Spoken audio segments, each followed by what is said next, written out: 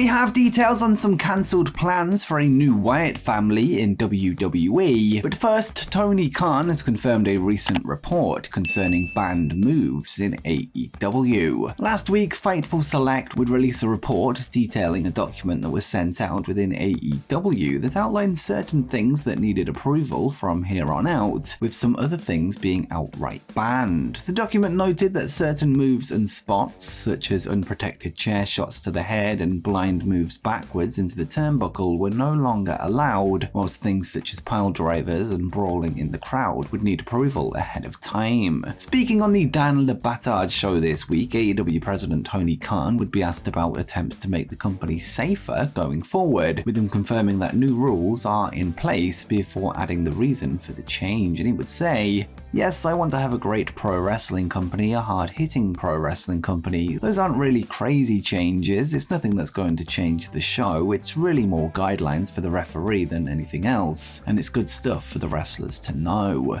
It's worth remembering that most of the things listed simply need approval from coaches and agents beforehand, likely to allow AEW to put in the correct procedures, whether it be putting medical staff in the right place or ensuring security are deployed in the correct areas, and also so referees are aware of what to expect during matches when it comes to dangerous spots. Next up, Kota Ibushi has landed ahead of Blood and Guts. The third ever Blood and Guts match is scheduled for this Wednesday on AEW Dynamite, a match that will see former IWGP World Heavyweight Champion Kota Ibushi make his All Elite Wrestling debut to link up with the Elite to take on the Blackpool Combat Club, Konosuke Takeshita and Pac. Taking to Twitter today, Kota Ibushi would confirm that he is now officially in the United States ahead of the match, posting a photo of himself alongside Golden Lovers tag partner Kenny Omega, as well as Michael Nakazawa. Wednesday will be the Golden Star's first ever appearance in All Elite Wrestling, although he did play a key role in the All In event that acted as the precursor to the promotion, a show that saw Kota Ibushi and the Young Bucks defeat Rey Mysterio, Bandido, and Rey Fenix in the main event. It's also the first time that he's teamed with Kenny Omega since December 2018. But which team do you see leaving Blood and Guts as the winners? Let me know in the comments down below.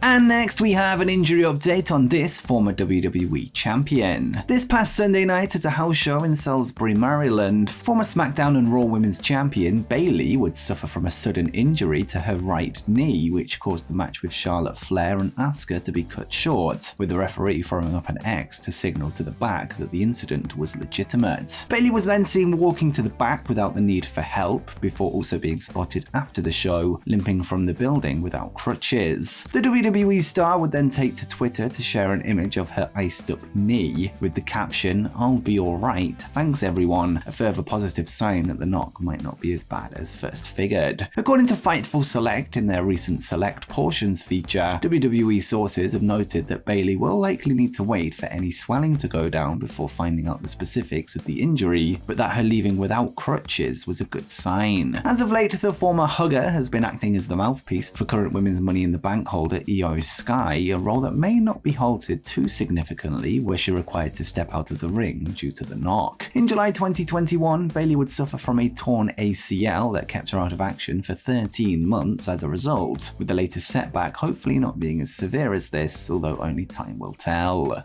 Next up, new champions have been crowned in WWE. Last night on Monday Night Raw, Chelsea Green and Sonya Deville would take on WWE Women's Tag Team Champions Raquel Rodriguez and Liv Morgan, this with the titles on the line. In the end, Green and Deville would come out on top with an unpretty her from Chelsea and a knee to the face from Sonya being enough to put Liv Morgan away with the 1-2-3. Shortly after the show came to a close, WrestleVote would release a report on Twitter that revealed the reaction to the result internally within WWE, and they would tweet, "There is a feeling of optimism from the company around the new women's tag champions in Chelsea Green and Sonya Deville, with hopes the two can stabilize the tag titles with a substantial run as champions." The win for the duo marks the first time Deville has held any kind of gold in her wrestling career, with Green adding her first ever WWE belt to her resume, which includes the Impact Knockouts Championship and the Knockouts Tag Team Championships. What do you make of the crowning of new WWE Women's Tag Team Champions? Let me know in the comments down below.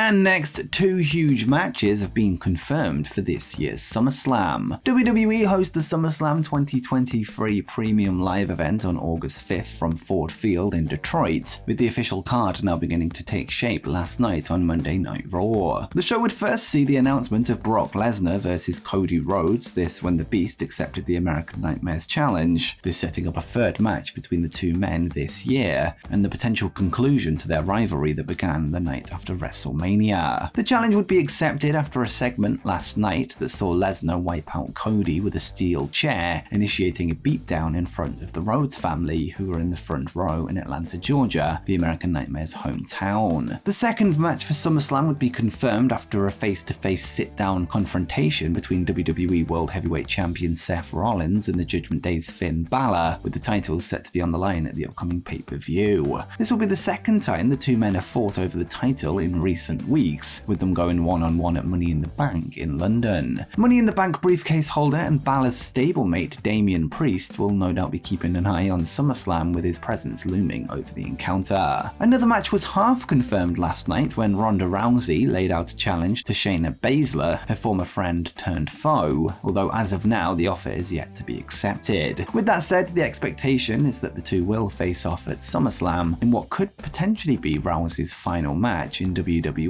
under her current contract. Next up are AEW set to add even more pay-per-views to their yearly calendar. Ahead of this Friday's ROH Death Before Dishonor pay-per-view, Tony Khan would speak to the media to discuss all things Ring of Honor and all Elite Wrestling. Khan would be asked about recent reports that revealed AEW and Warner Bros. Discovery were considering expanding the schedule for AEW pay-per-views, with there being talk of holding one a month. Khan would admit that discussions have been held over their pay-per-view strategy, noting that such an approach would be financially beneficial, and Tony would say, "I think it's evolving. I believe no wrestling company that has ever expanded its pay-per-view calendar due to demand and economics has ever regretted that decision. In general, there have been factors that have helped wrestling companies rise and fall over the years, but I do think expanding your pay-per-view calendar has often been something that has been seen as revenue positive and an overall positive for companies. Certainly, when there was competition in the past, more pay-per-views was the standard. For us, we launched with a very methodical plan. We built a really solid calendar of major events. Now we're talking about 6 major events that are pay-per-view worthy. As for expanding the calendar even further, it's something we've talked to Warner Bros. Discovery about, and it's something everyone believes could be revenue positive.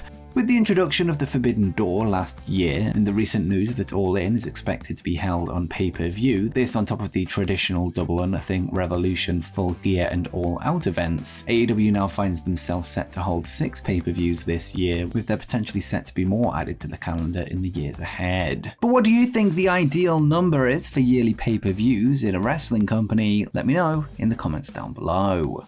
And next, a major wrestling event has been cancelled. It was recently announced that a big wrestling event named Global Pro-Wrestling Summit would take place in Jerusalem, Israel on September 14th, headlined by an appearance from AEW star Sting, as well as the likes of Rob Van Dam, Rikishi, and El Hijo del Vikingo. According to a fresh report from House of Wrestling, the site that broke the news in the first place, the event will no longer be going ahead due to a breach of contract. The statement provided on the site reads, "The promoter All Stars Israel stage time is in breach of contract on numerous fronts, inclusive of not delivering deposits to talent as stipulated in the contracts, and has been duly notified that the contracted talent, which includes all non-Israeli talent being advertised for the event, will not be appearing. This promoter has been advised to pull advertisements, promotions containing talent from all platforms, and to cease selling tickets immediately in connection with the advertisement promotion of any of these talents." The statement adds that the venue, the Pace Arena, and Ticket Tailor, the site distributing the tickets, have been notified that as currently advertised, the event is not going forward. The statement adds that if the September 14th event does not come to fruition, the promotion hopes to bring world-class professional wrestling to Israel in the very near future. It's worth noting that Global Pro Wrestling Summit's events were once rumored to host the retirement matches of Bill Goldberg, with recent reports revealing that he was in talks with an Israeli company, although the former WCW World Champion may now be forced to look elsewhere. Next up, we have news of cancelled plans for Bray Wyatt in WWE. In July 2021, former WWE superstar and current AEW wrestler Mike Bennett would reveal that both he and Eric Young were once in line to link up with Bray Wyatt during his time as The Fiend, with the plan being for them to dress up as Firefly Funhouse puppets, with Bennett playing the role of Sister Abigail, whilst Young dressed up as Mercy the Buzzard. According to a Fightful Select report released last night, the pitches never really progressed back in 2019. However, there were some more recent ideas that came closer to coming to fruition that would have set up somewhat of a Wyatt Family 2.0. Prior to his recent request for release due to not wanting to work with the returning Vince McMahon, Eric Young was in line to join both Bray Wyatt and Uncle Howdy, who is portrayed by Wyatt's real-life brother Bo Dallas, with Alexa Bliss also pitched to be a part of the group prior to her maternity leave. Fightful were told that the creative plans were in place in January 2023 and would have begun at WrestleMania. However, Bray's recent illness put a halt to the idea. There's still no mention of if Eric Young was still scheduled to play a real-life puppet as part of the second set of plans, or if he would have taken on a different role. And before you go, make sure you check out the 12 most obscure WWE appearances from AEW wrestlers.